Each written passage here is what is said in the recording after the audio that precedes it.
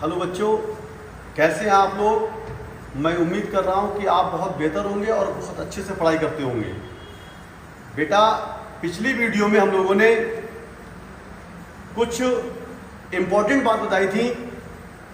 ये बताया था कि पढ़ाई किस तरीके से करनी चाहिए और कंपटीशन में कैसे लगना है, हमें कैसे मेहनत करनी है।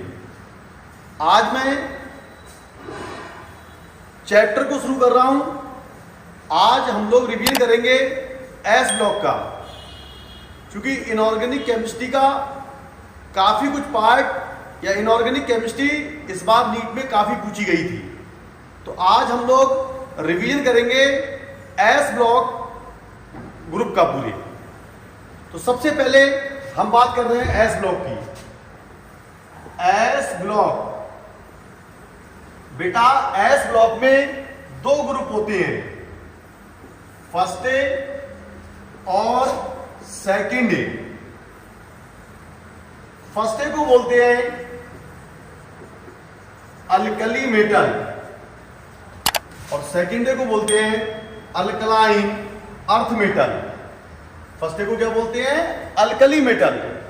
तो सबसे पहले हम लोग अल्कली मेटल पे बात करेंगे, उसके बाद अल्कलाइन अर्थ मेटल पे बात करेंगे। तो अल्कली मेटल के सबसे पहले हम लोग एलिमेंट लिखते हैं।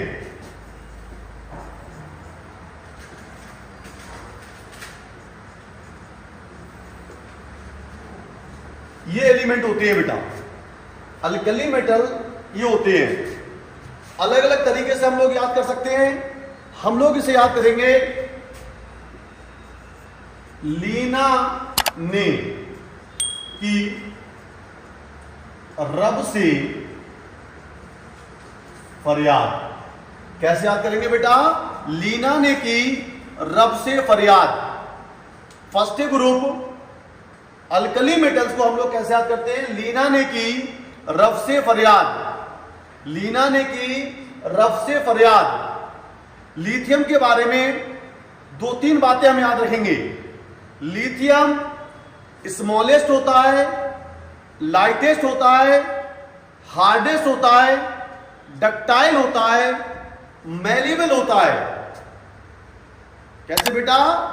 लिथियम स्मॉलेस्ट होगा, लाइटेस्ट होगा, हार्डेस्ट होगा, डक्टाइल होगा और मैलिबल होगा। लिथियम एलम कभी भी नहीं बनाता है। पूरे ग्रुप में लिथियम एक ऐसा मेटल है जो नाइट्रोजन के साथ रिएक्ट करके नाइट्राइट बनाता है। नाइट्रोजन के साथ रिएक्ट करके क्या बनाएगा? नाइट्राइट। और लिथियम के ज्यादातर कंपाउंड कोवलेंट नेचर के होते हैं। कैसे होते हैं बेटा? कोवलेंट नेचर के होते हैं। लिथियम के बारे में इतने पॉइंट आपको पता होना चाहिए।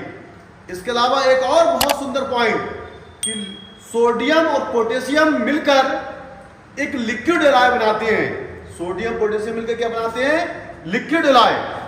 और इसका यूज हाई टेम्परेचर थर्मोमीटर में किया जाता है। किसमें बेटा? हाई टेम्परेचर थर्मोमीटर में। लिथियम की बात कर ली हमने, सोडियम के बारे में बात कर ली। अगर हम सीजियम की बात करें तो सीजियम लिक्विड नेचर का होता है। कैसा होता है? लिक्विड होता है। और फ्रांसियम भी लिक्विड होता है। इस ग्रुप में ये दोनों क्या होते हैं? लिक्विड। सीजियम लिक्विड नेचर का होगा और फ्रांसियम भी क्या होगा? लिक्विड। इसके बाद हम लोग बात करते हैं जनरल पॉइंट, फ्लेम टेस्ट के बारे में बात करते हैं। इस ग्रुप के सभी एलिमेंट, सभी मेटल फ्लेम टेस्ट देते हैं। क्या देते हैं बेटा? Flame test. रीजन क्या है? क्योंकि इनका आयनाइजेशन एनर्जी कम होती है। तो all alkali metal give colour in flame due to low ionisation energy. उसमें अगर हम लोग बात करें कि लिथियम के बारे में, तो लिथियम कलर देता है क्रम्सन रेड। कैसा कलर देगा? क्रम्सन रेड। सोडियम की बात करें तो येलो कलर देगा। कैसा बेटा? येलो कलर देगा। और अगर पोटेशियम की बात करें तो ये वायलेट कलर देता है। कैसा बेटा? Violet colour. रुबिडियम कैसा कलर देगा? Red violet. और ये कैसा देगा? Blue violet colour. याद रहेगा बेटा। तो लिथियम कैसा कलर देगा? Crimson red, sodium yellow colour, potassium violet colour. कैसा कलर बेटा? Violet colour. और रुबिडियम रेड वायलेट कलर। और सीजियम कैसा कलर देगा? Blue colour. कैसा कलर बेटा? ब्लू कलर देता है ये। इसके साथ साथ हम लोग अगर बात करें, इनकी कलर की हम लोगों ने बात कर ली। और इंपॉर्टेंट पॉइंट देखिए, रिएक्शन विद ऑक्सीजन। अगर हम फर्स्ट ग्रुप की बात करें, रिएक्शन विद ऑक्सीजन, अगर लिथियम की बात करें, लिथियम ऑक्सीजन के साथ मोनो ऑक्साइड देगा। क्या देगा? Mono oxide. अगर हम सोडियम की बात करें ऑक्सीजन के साथ, तो ये परऑक्साइड देंगे। और इसके बाद के RbCl, इन लोगों की बात करें तो ये सुपर ऑक्साइड देते हैं। क्या देंगे बेटा? Super oxide. इंपॉर्टेंट पॉइंट है, लिथियम ऑक्सीजन के साथ क्या देगा? Mono oxide. अगर हम मोनो ऑक्साइड बोले या ऑक्साइड बोले, एक ही बात है। सोडियम ऑक्सीजन के साथ परऑक्साइड। बाकी जो मेटल है वो क्या देंगे? Super oxide. क्या देंगे? Super oxide. याद रहेगा। अब इंपॉर्टेंट पॉइंट देखिएगा, इंपॉर्टेंट पॉइंट देखना इसमें, जो ऑक्साइड होते हैं, ऑक्साइड ऑब्लिक परऑक्साइड, ऑक्साइड और परऑक्साइड, ये डायामैग्नेटिक होते हैं। डायामैग्नेटिक होंगे और इन्हीं को बोलते हैं कलरलेस। और जो सुपर ऑक्साइड है ये होते हैं पैरामैग्नेटिक।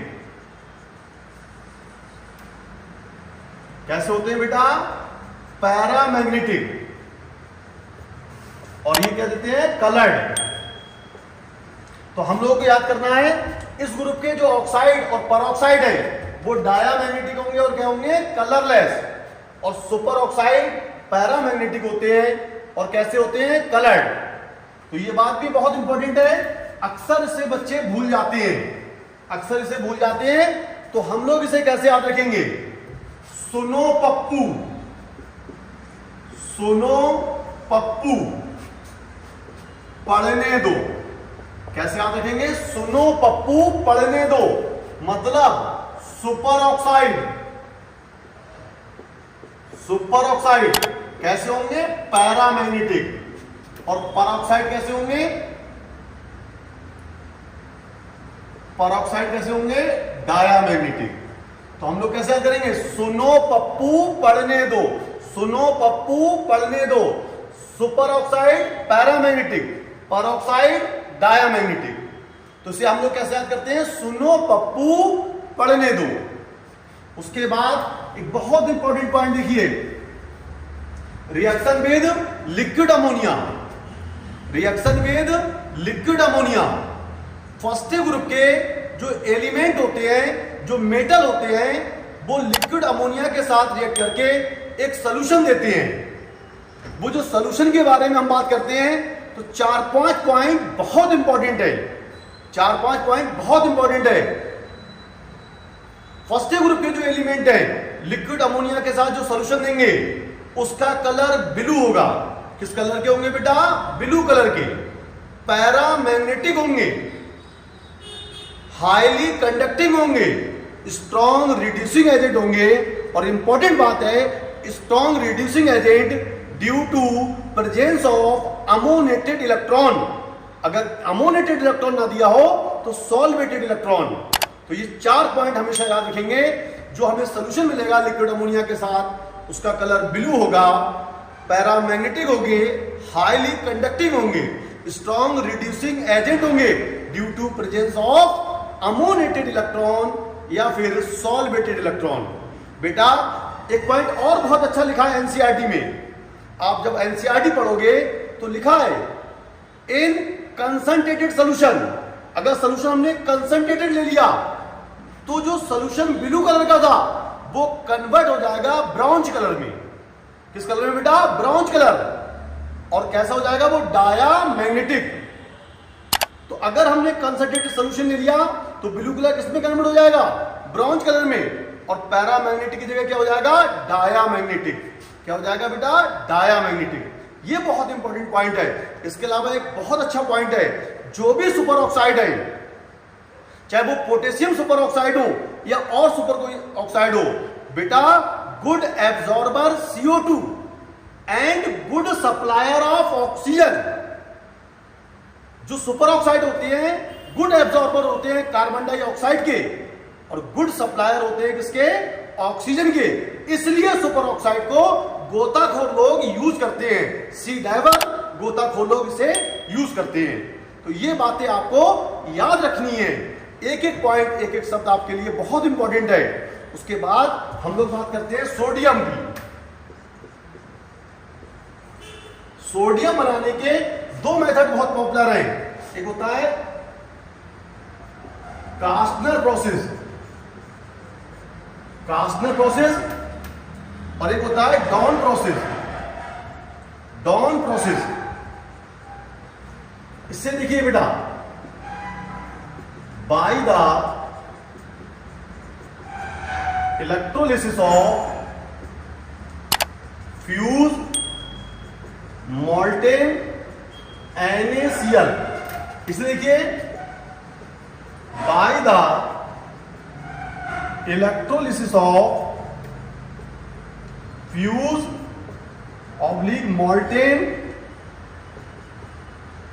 NaCl, NaOH और NaCl। सुनिए बेटा, कास्टनर प्रोसेस और डॉन प्रोसेस। कास्टनर प्रोसेस की अगर हम बात करें तो बेटा इसमें क्या होता है? Bye the electrolysis of fuse और मोल्टेन NaOH। जब हम इसकी इलेक्ट्रोलिसिस कराते हैं तो सोडियम हमें कैथोड पर मिलता है। इस प्रोसेस में NaCl की इलेक्ट्रोलिसिस कराते हैं तो हमें सोडियम कैथोड पर मिलता है। अक्सर बच्चे ये भूल जाते हैं कि इस प्रोसेस में NaOH लेंगे और किस में NaCl, किस में हम NaOH लेंगे और किस में NaCl। तो हम लोग बहुत सिंपल भाषा में याद करेंगे कि डॉन, नमक की बात कौन करता है? डॉन। नमक की बात कौन करता है? डॉन। NaCl क्या है? नमक, कॉमन सॉल्ट। तो नमक की बात कौन करेगा? डॉन। इससे हम लोग याद कर लेंगे। उसके बाद देखिए, NaOH बनाने का मेथड, NaOH जो हम बनाते हैं bye the electrolysis of brine solution, bye the electrolysis of brine solution. अब सवाल यह है कि ब्राइन सोल्यूशन क्या होगा? तो हम लोग याद करते हैं 30% saturated 30% saturated solution of NaCl। 30% saturated solution of NaCl क्या बोलते हैं? Brine solution. हम NaOH बनाने के लिए इलेक्ट्रोलिसिस करते हैं किसकी? ब्राइन सोल्यूशन की। अब ब्राइन सोल्यूशन क्या होता है? 30% सैचुरेटेड सोल्यूशन ऑफ NaCl। और जब हम इलेक्ट्रोलिसिस कराते हैं तो सेल यूज करती हैं। इसमें एक सेल यूज करते हैं, उसका नाम होता है Castner Kellner cell. Castner Kellner cell, Castner Kellner cell. इसके एट एनोड, एनोड पर हम लोग क्या लेते हैं बेटा? ग्रेफाइट। एनोड पर क्या लेते हैं? ग्रेफाइट। एट कैथोड, और कैथोड पर लेते हैं मरकरी। अब सुनिएगा बहुत अच्छे तरीके से, NaOH बनाने के लिए हम इलेक्ट्रोलिसिस कराते हैं ब्राइन सोल्यूशन की। अब ब्राइन सोल्यूशन क्या है? 30% सैचुरेटेड सोल्यूशन ऑफ NaCl। जब इलेक्ट्रोलिसिस कराते हैं इसकी तो हम सेल यूज करते हैं, उस सेल का नाम है कास्टनर किल्नर सेल। एनसीईआरटी में बहुत अच्छा लिखा है कास्टनर किल्नर सेल। इसके एनोड पर हम लेते हैं ग्रेफाइट, कैथोड पर लेते हैं मरकरी। प्रोसेस कैसी होती है? जब हम NaCl के इलेक्ट्रोलिसिस कराते हैं तो कैथोड पर हमें सोडियम मिलता है और सोडियम मरकरी के साथ कंबाइन होकर अमलगम देता है। सोडियम मरकरी के साथ कंबाइन होकर क्या देता है? अमलगम। अब अमलगम तो हमें बनाना नहीं है, हमें तो बनाना है NaOH। तो NaOH बनाने के लिए mercury further amalgam further water से रिएक्शन करता है और हमें देता है NaOH। साथ में क्या निकलता है? Hydrogen gas. फिर सुन लीजिए कि हम लोग NaCl की जब इलेक्ट्रोलिसिस कराते हैं इस प्रोसेस में तो हमें कैथोड पर सोडियम मिलता है। सोडियम मरकरी के साथ रिएक्ट करके या कंबाइन करके हमें अमलगम देता है और अमलगम फर्दर वाटर के साथ रिएक्ट करके हमें NaOH देता है। साथ में क्या निकलता है? Hydrogen gas. इसके बाद आता है बेटा सोडियम कार्बोनेट बनाने का method.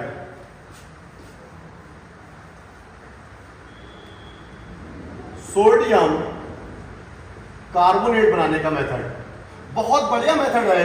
Solvay ammonia process. Solvay ammonia process. Solvay ammonia process. बेटा याद करने का तरीका देखिए, एस से सॉल्ट, एल से लाइम, ए से अमोनिया। इस रिएक्शन का रॉ मटेरियल क्या होगा? Salt plus lime plus ammonia. कितना आसान है याद करना, एस से सॉल्ट, एल से लाइम, ए से अमोनिया। तो रॉ मटेरियल क्या है बेटा? Salt, lime, ammonia. उसके बाद आता है इस प्रोसेस का मेन प्रोडक्ट क्या है? मेन प्रोडक्ट अगर सही बात की जाए तो sodium bicarbonate oblique sodium carbonate. अगर दोनों ऑप्शन में दे रखे हो और किसी एक को चूज करना पड़े तो आंसर होगा सोडियम बाइकार्बोनेट।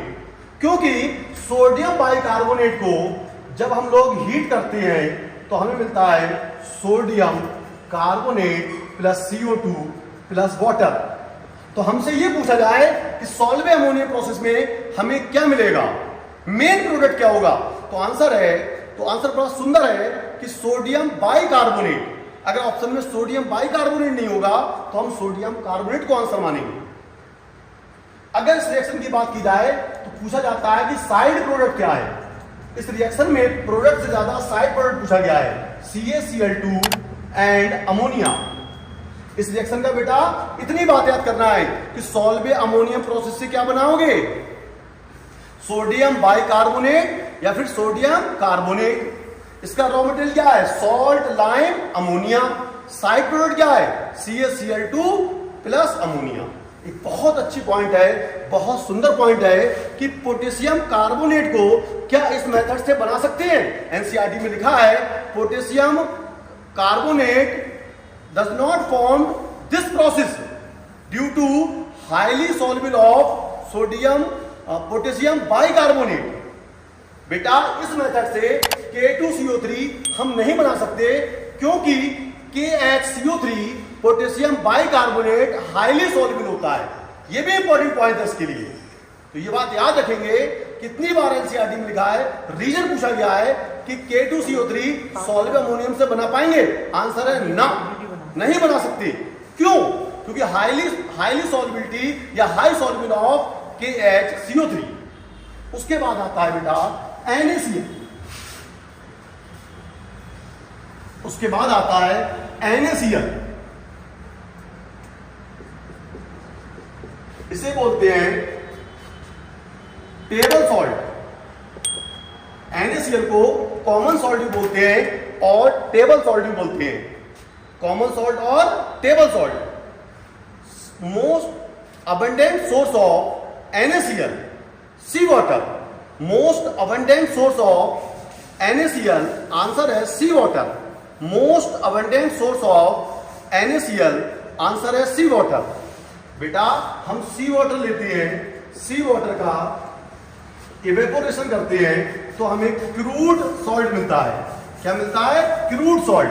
इसमें हम जब वाटर डाल देते हैं तो हमें NaCl मिलता है, और NaCl में जो इम्प्योरिटी मिली होती है उसका नाम होता है CaCl2।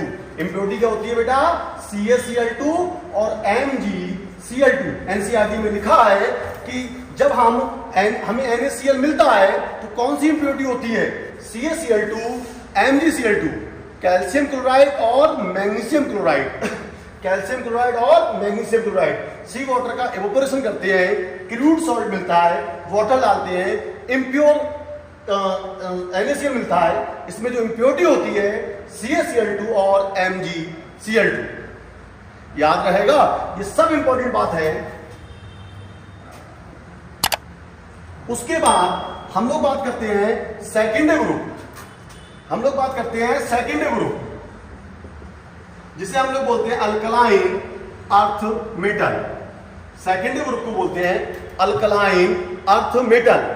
और अल्कलाइन अर्थ मेटल में सबसे पहले इसके एलिमेंट देखिएगा तो हम लोग इसे याद करते हैं बे मग का सरबरा।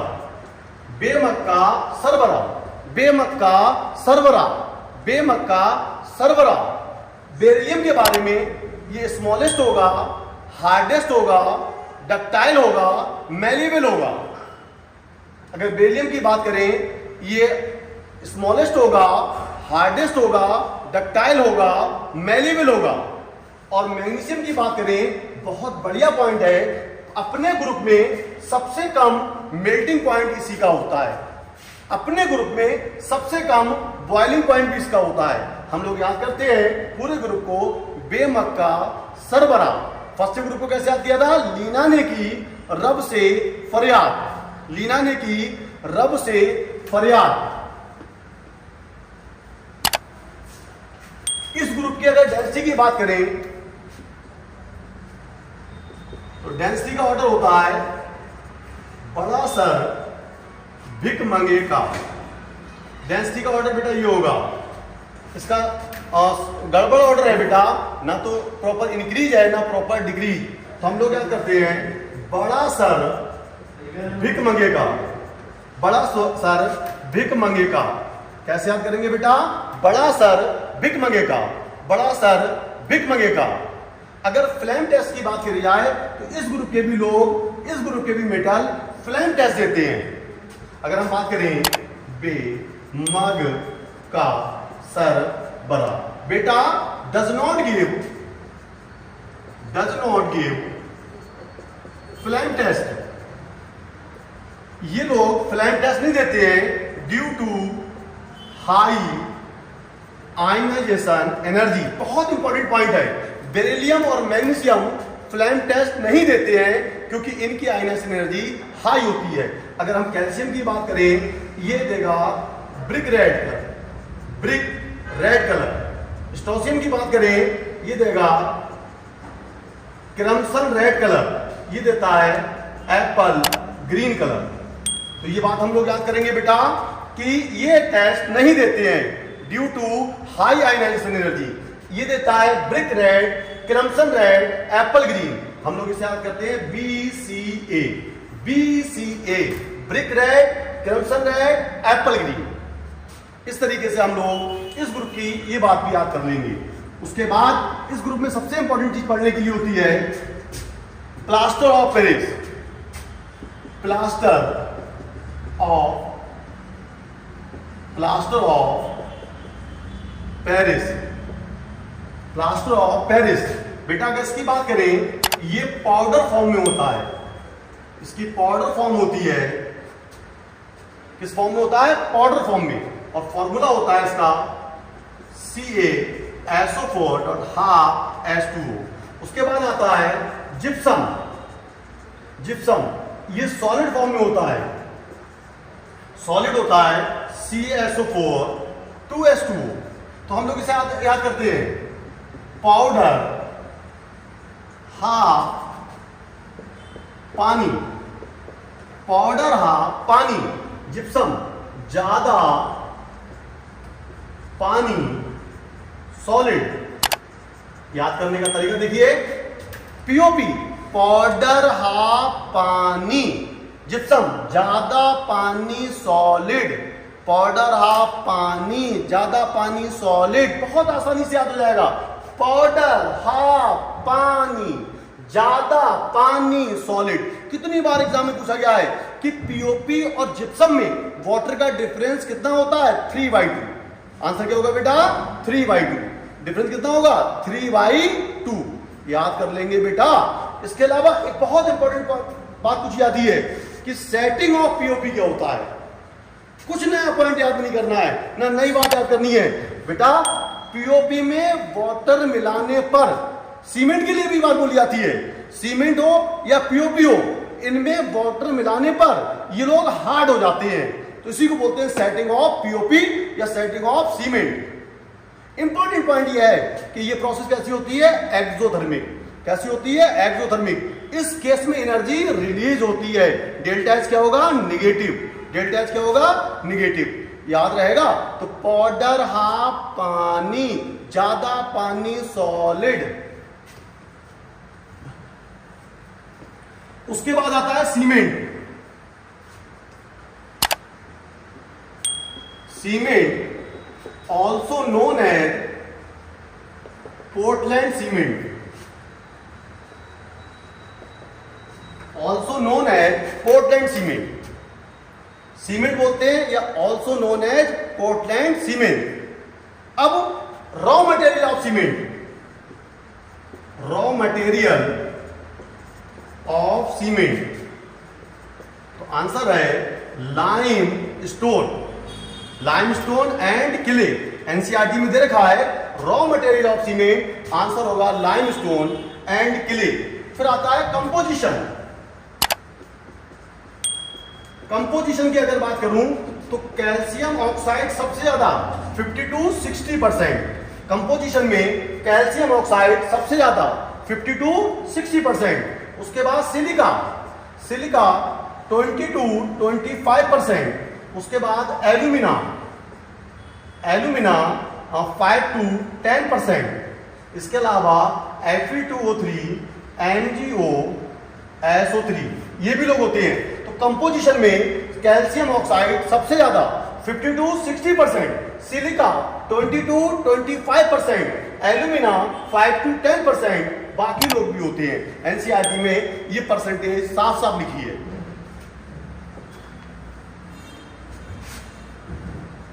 इसके बाद देखिए इसी में एक होता है DCS, DCS TCA।